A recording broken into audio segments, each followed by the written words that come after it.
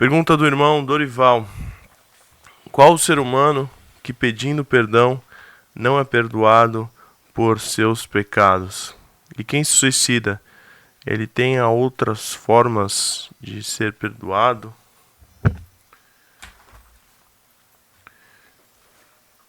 Toda pessoa que recebe a Cristo, Paulo diz em Romanos, capítulo 8, verso 1, o seguinte: Portanto, agora já não há condenação para os que estão em Cristo Jesus. estão sem condenação, está perdoada. O perdão não é simplesmente para nos livrar da condenação, nos livrar do inferno, para que nós vamos morar no céu.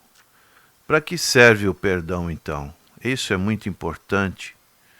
E Paulo fala muito sobre isso, vários versículos em Efésios capítulo 1. Ele fala sobre isso, que nós somos perdoados, remidos, nós somos feitos herança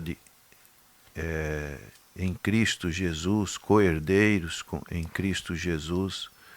Nós somos selados pelo Espírito Santo e a finalidade desse perdão, da nossa salvação, é para louvor da sua glória. Então, essa é a finalidade principal. Nós somos co-herdeiros com Cristo, somos salvos para reinar com Cristo.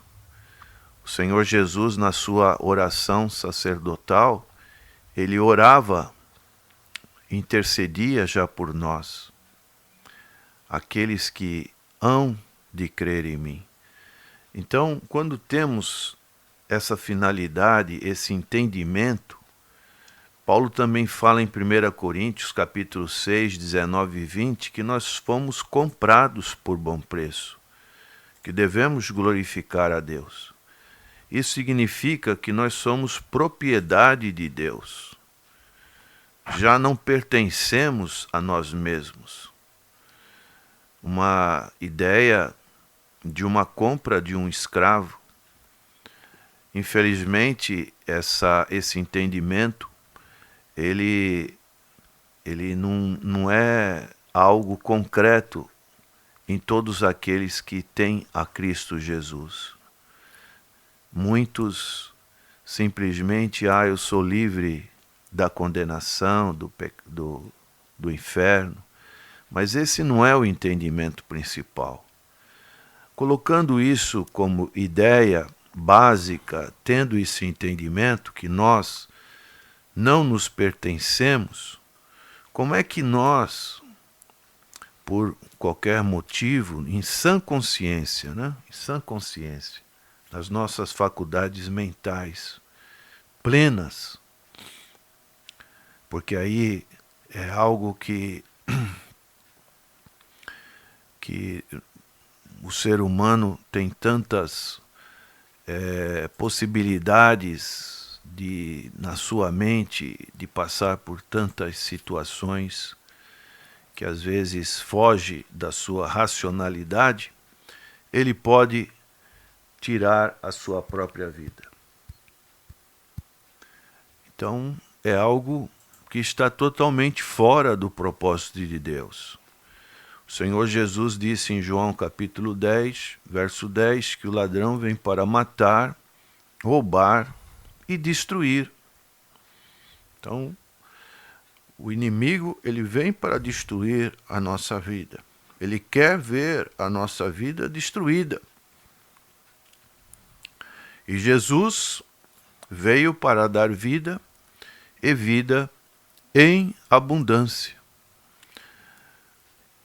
Então é incompatível com a palavra de Deus a pessoa ter pensamentos de querer tirar a sua própria vida.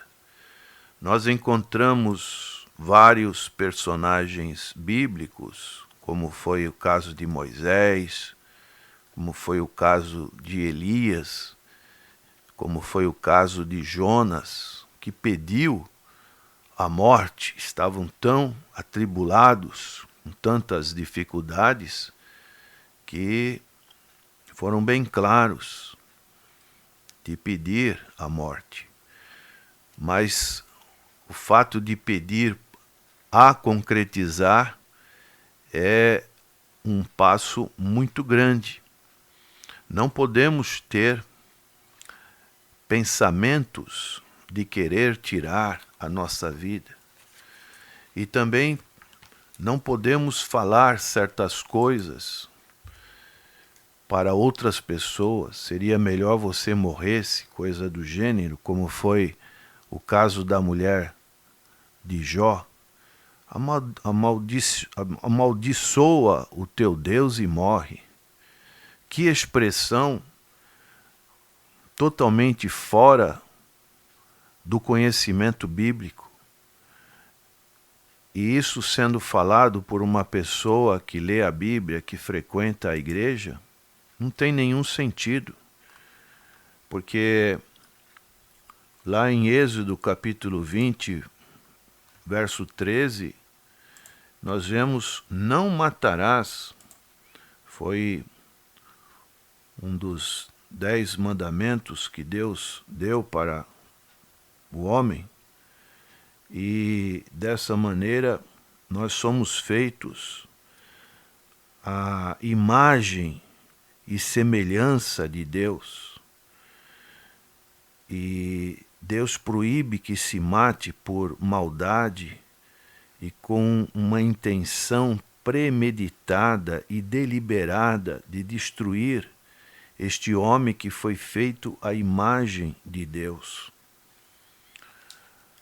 Então, se temos consciência que nós somos feitos lá do ventre materno da nossa mãe, o Senhor sopra o fôlego de vida, como nós podemos destruir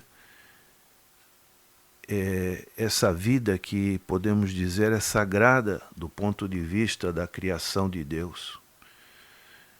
Então, é algo totalmente como o aborto, por exemplo, uma coisa forçada, agressiva. Como podemos concordar com algo desse tipo, desse gênero?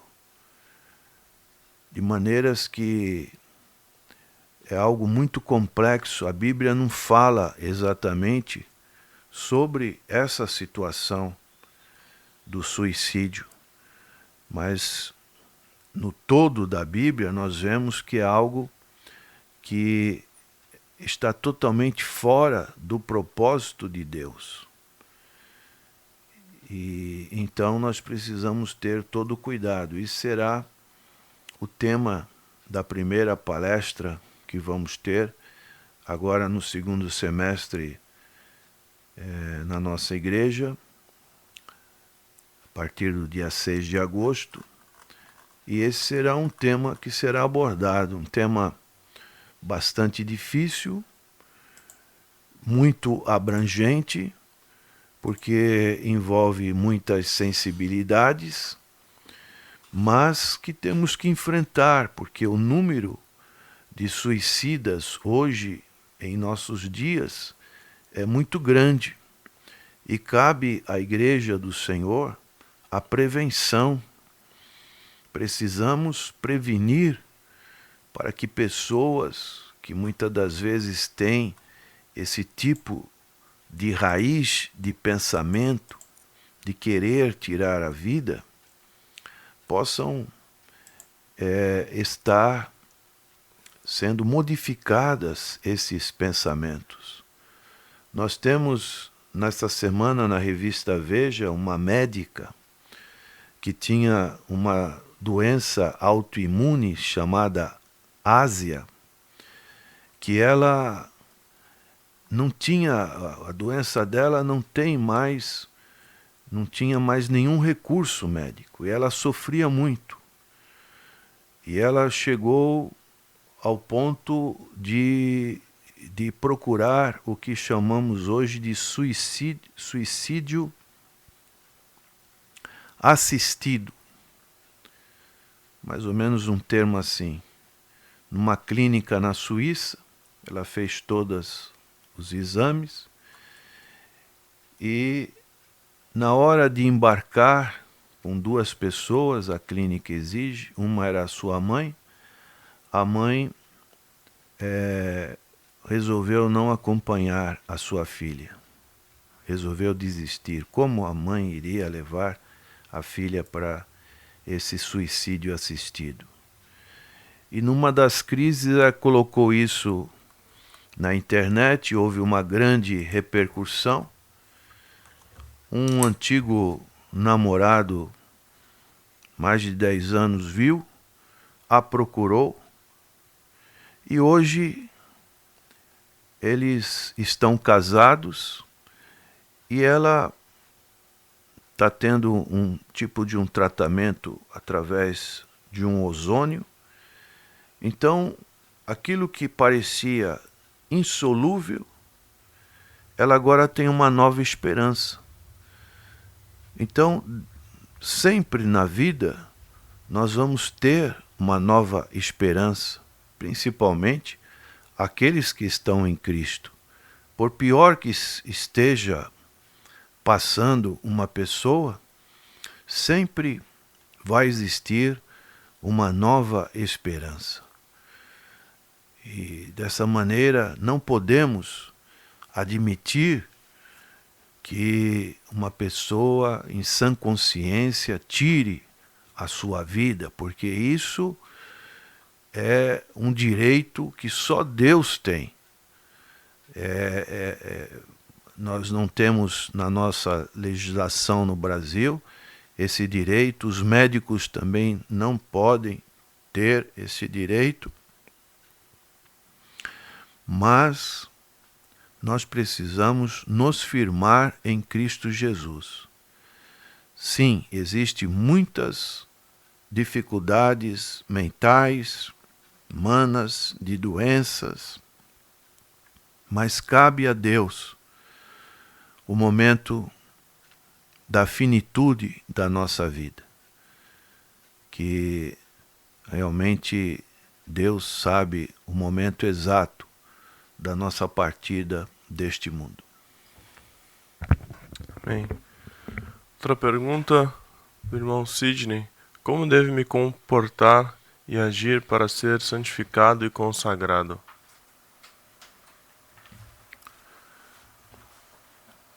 Nós precisamos ter uma vida no altar do Senhor. A Bíblia fala, vamos ler Hebreus capítulo 4, verso 12. Pois a palavra de Deus é viva, eficaz e mais afiada que qualquer espada de 2 gumes.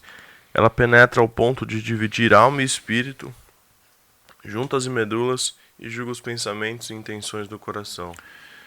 Então, a palavra de Deus, ela penetra no nosso coração e ela vai mudando o nosso coração.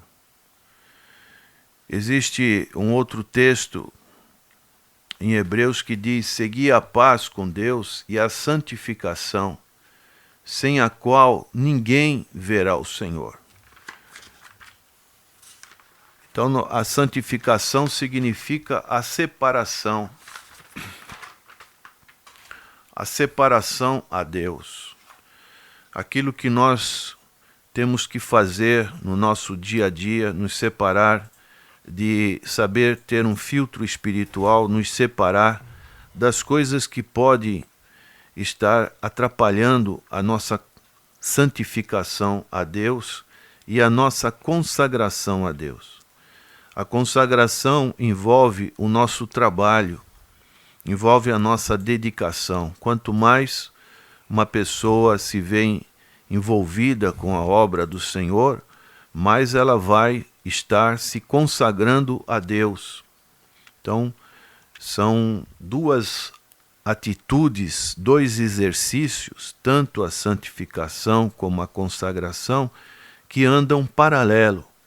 A pessoa vai se afastando deste mundo, se afastando de certas práticas, não que ela vai virar um ermitão, um monge, mas mesmo estando no mundo, ela tem que ter um senso de que aquilo não é bom para ela e, ao mesmo tempo, ela buscar mais um envolvimento com a obra de Cristo para que ela seja uma pessoa consagrada a Deus e assim ela vai crescendo na graça e no conhecimento e Deus vai usando-a para louvor da sua glória. Amém.